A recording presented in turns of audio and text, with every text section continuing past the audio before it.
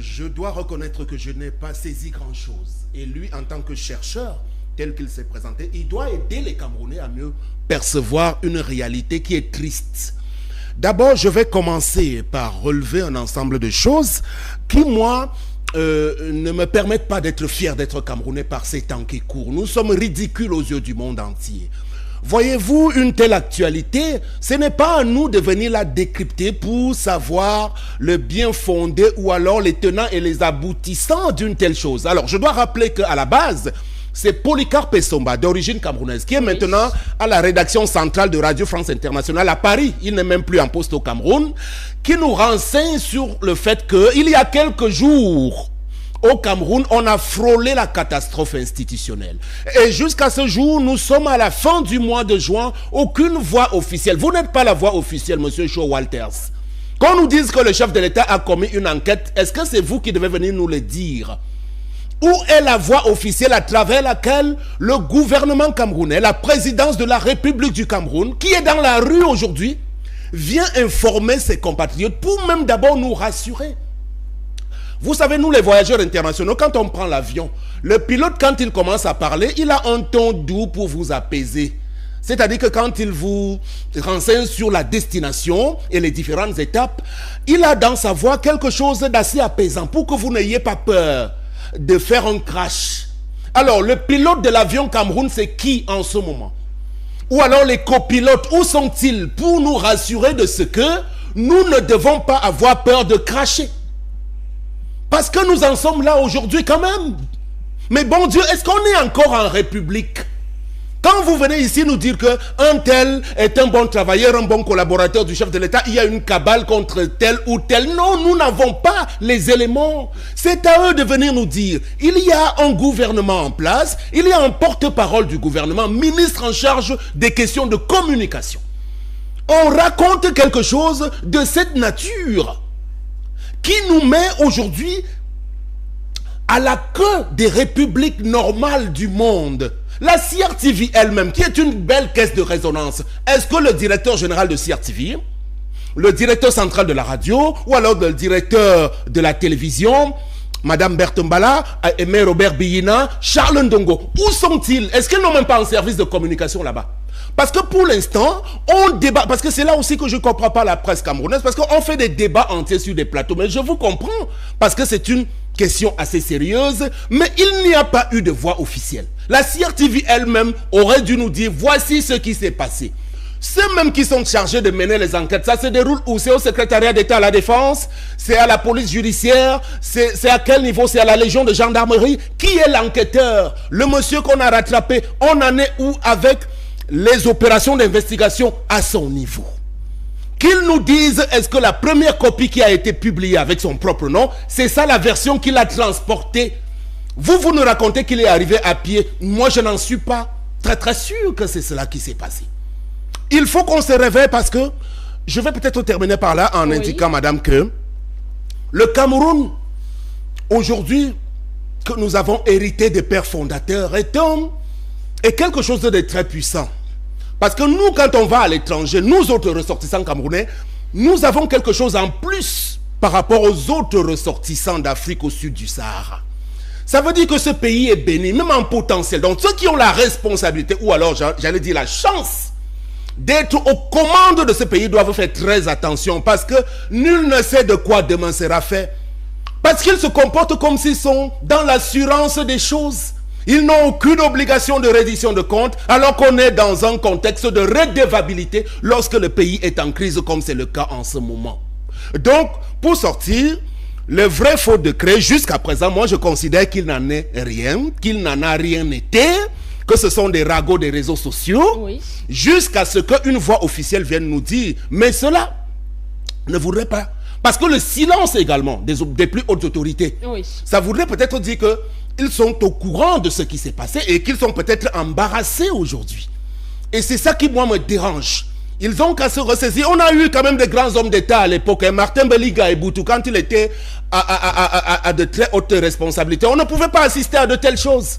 Mais où on en est véritablement. Alors nous, on est dérangés aujourd'hui, nous autres qui sommes venus pour accompagner le chef de l'État. Je suis un militant du Rassemblement démocratique du peuple camerounais. Je suis même à la tête d'un mouvement qui soutient le président. Et dans les prochains jours, nous avons envie de faire une conférence de presse parce qu'il s'agit de rappeler que les institutions qui sont quelque chose de très important dans une nation, ne doivent pas être galvaudées, on doit les préserver et les protéger. Je reviendrai tout à l'heure pour ma deuxième prise de parole. D'accord.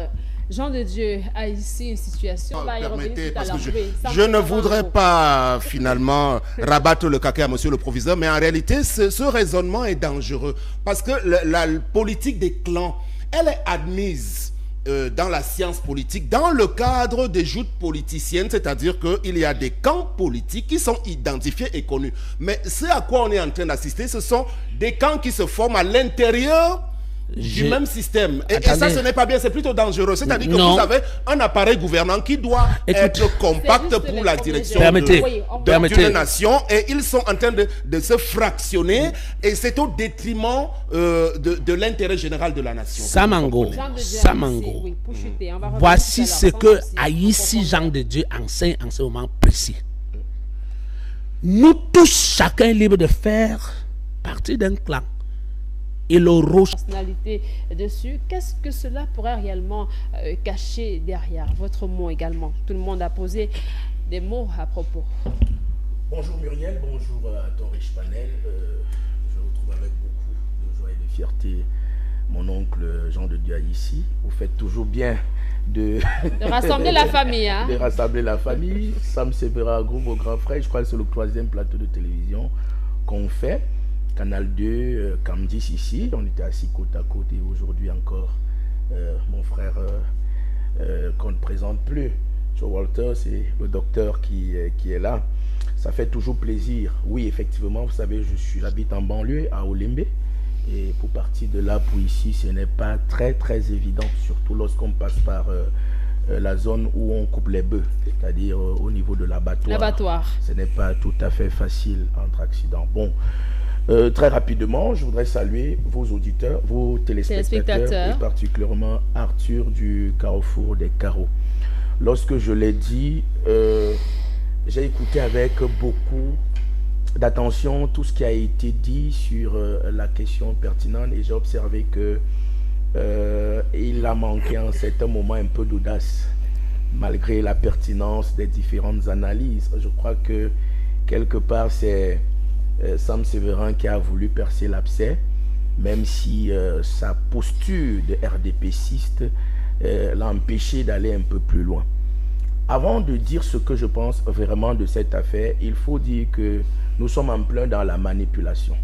Nous sommes en plein dans la manipulation parce que, en fait, le fameux, vous l'appelez comment, le monsieur qu'on a présenté comme ayant, le monsieur qu'on a présenté comme celui qui allait donner le décret à Aimé Robert Bina, c'est faux. C'est de la manipulation. Et il faut dire au Camerounais, il vaut mieux ne rien dire que de dire que c'est lui.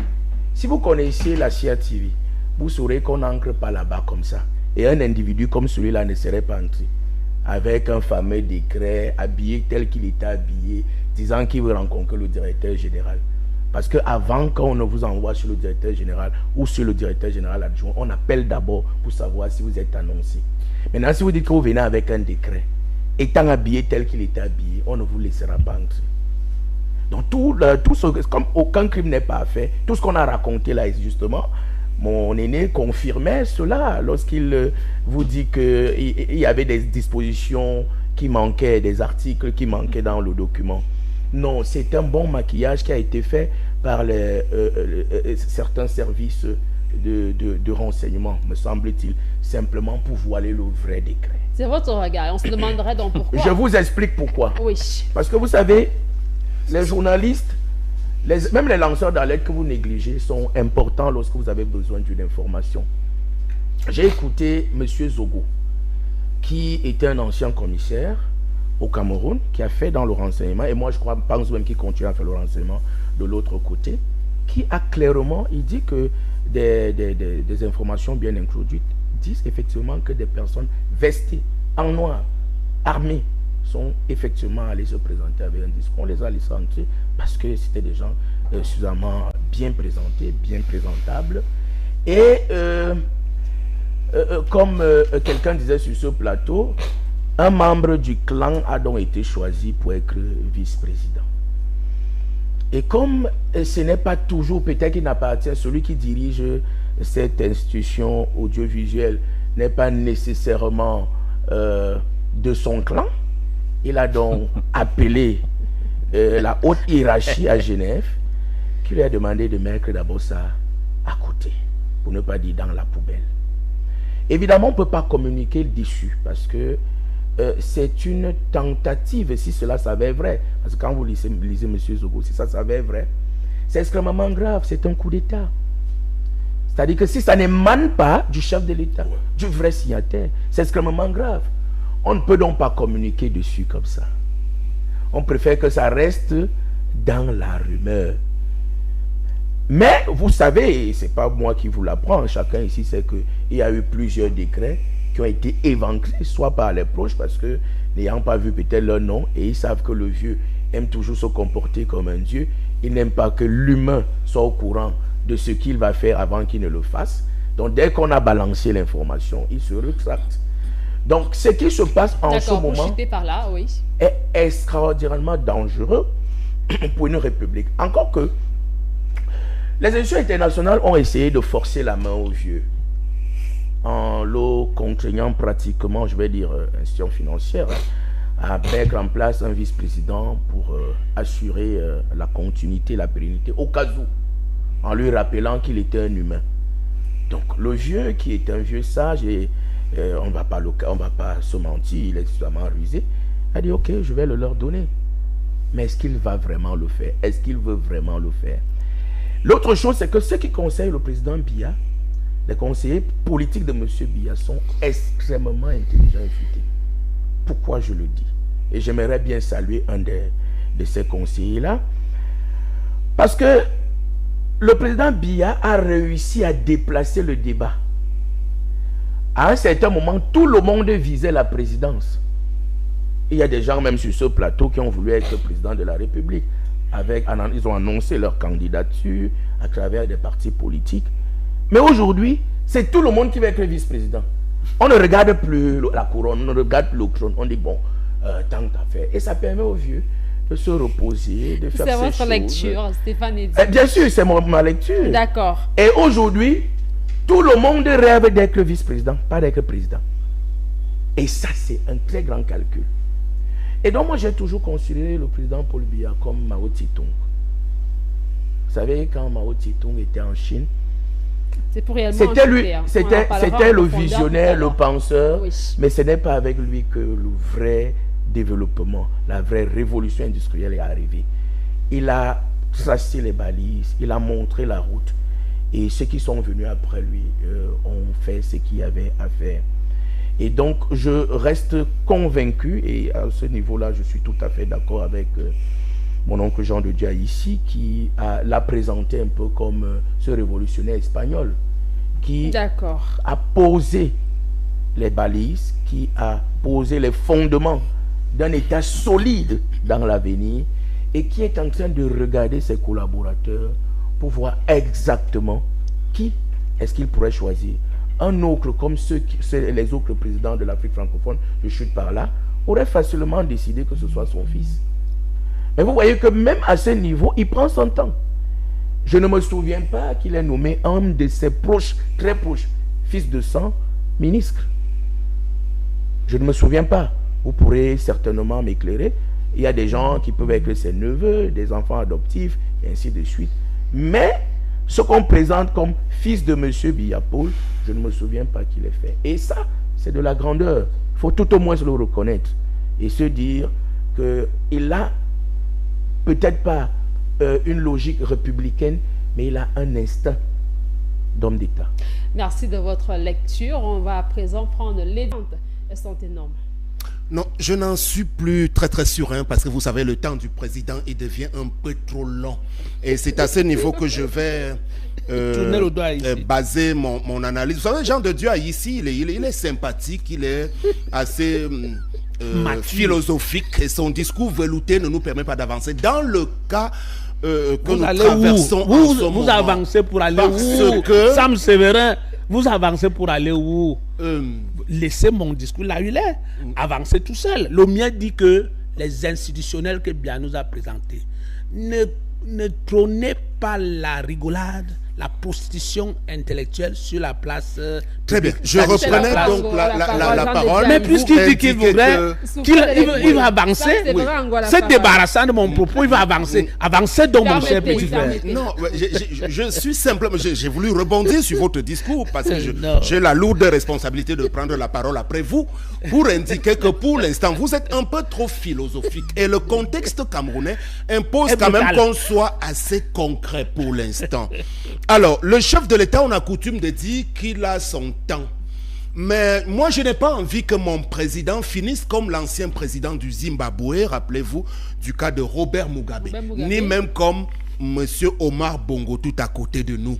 Parce qu'on est en train allègrement d'aller vers un tel scénario. Et ça, ce n'est pas bon. Moi qui défends sa figure aujourd'hui.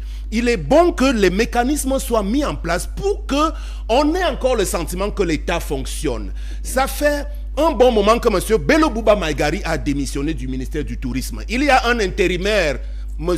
Mbaye Robé, qui est lui-même déjà titulaire d'un tout un portefeuille. Il y a M. Tiroma également, qui n'est plus ministre de l'Emploi et de la formation professionnelle. On nous dit également qu'il y a un intérimaire à l'intérieur du même gouvernement.